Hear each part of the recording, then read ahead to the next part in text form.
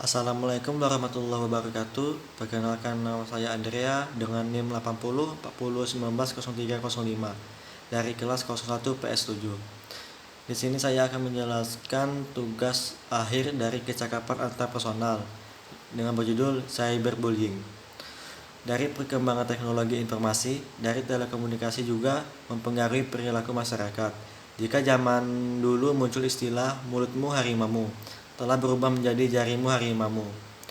Dari jari-jari mungil inilah orang-orang memposting kata-kata hinaan, ujaran, kebencian, vulgar, hoaks, dan berita bohong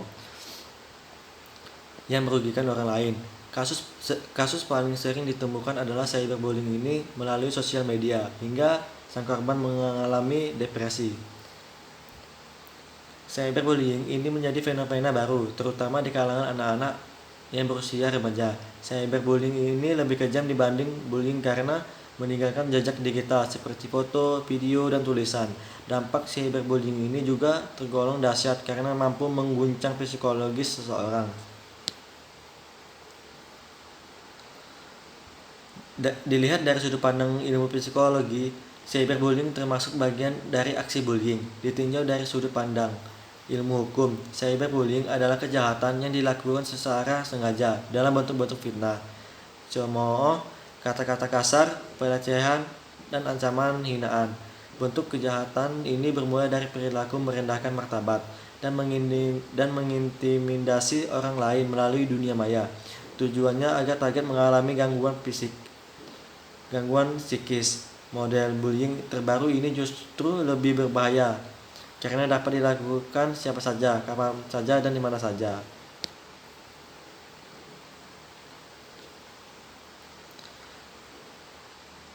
Dari hukum positif, cyberbullying ini termasuk dalam kategori cybercrime.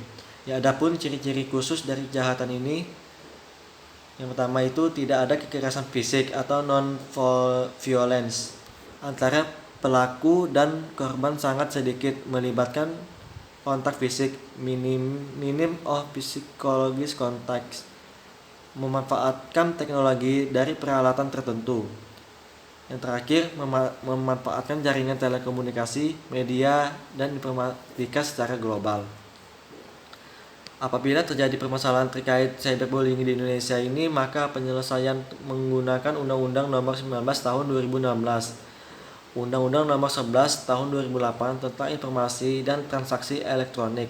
Penanganan kasusnya juga melibatkan anggota kepolisian dan upaya hukum ditempuh melalui jalur pengadilan negeri.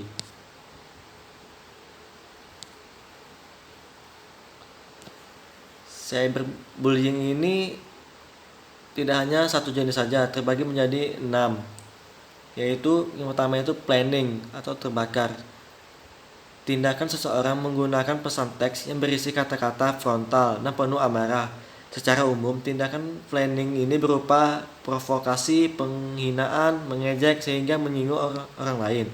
Yang kedua itu harassment atau gangguan, yaitu tindakan seseorang mengirim pesan-pesan berisi gangguan melalui SMS, email, teks sosial dengan intensitas terus-menerus. Pelaku harassment biasanya sering menulis komentar terhadap dengan tujuan menimbulkan kegelisahan.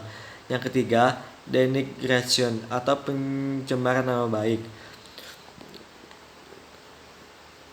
yaitu tindakan dilakukan sengaja dan sadar mengumbar keburukan orang lain sehingga melalui internet hingga akhir merusak nama baik dan reputasi orang yang dibicarakan pada jaringan sosial tersebut. Yang keempat itu cyberstalking, tindakan memata-matai, mengganggu, dan mencemarakan nama baik terhadap seseorang, termasuk juga itu pencemaran nama baik yang dilakukan secara intens. Dampaknya orang yang menjadi korban merasakan ketakutan besar dan depresi. Yang kelima, impersonation atau peniruan, tindakan berpura-pura dengan menyamar menjadi orang lain untuk melancarkan aksinya, mengirimkan pesan-pesan dan status tidak baik.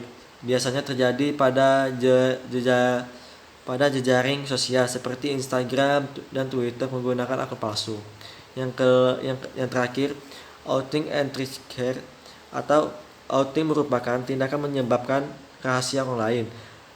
Outing berupa foto-foto pribadi seseorang yang setelah disebarkan menimbulkan rasa malu dan depresi.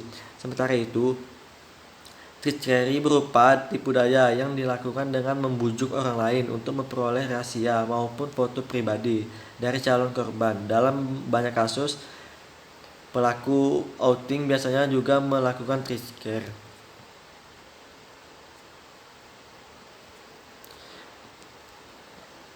Adapun contoh kasus cyberbullying di Indonesia, salah satunya itu kasus cyberbullying ini menggemparkan di dunia yang dialami oleh Amanda Tots. Awalnya Ananda mengenal orangnya asing melalui internet ketika duduk di bangku SMP. Setelah berkomunikasi lama dan instan hingga akhirnya dekat, kenalannya ini membujuk orang mengirim video. Akhirnya Amanda rela merekam dirinya melalui video cam dan menunjukkan malangnya. Ternyata orang asing tersebut mengambil foto topless Ananda yang mengajak live. Dirinya diancam akan dibunuh jika tidak menuruti permintaan orang tersebut. Anehnya, orang kenalan dari dunia maya mengetahui identitas Amanda. Penolakan gadis belia ini membuat foto-foto disebarkan melalui internet. Foto Amanda pun menjadi buah bibir di sekolah lingkungan rumahnya dan keluarga. Ia tak kuasa menahan depresi akut hingga memutuskan bunuh diri. Cyberbullying ini memang kerap dianggap sepele, tetapi dapat menimbulkan efek fatal. Oleh karena itu, sebagai manusia cerdas, jangan mau melakukan bullying jenis ini. Alih-alih korban mengadu kepada kepolisian dapat membuat Anda berhadapan dengan hukum dan dijatuhi pidana. Dan itulah penjelasan dari saya tentang cyberbullying ini di Indonesia. Saya akhiri. Assalamualaikum warahmatullahi wabarakatuh.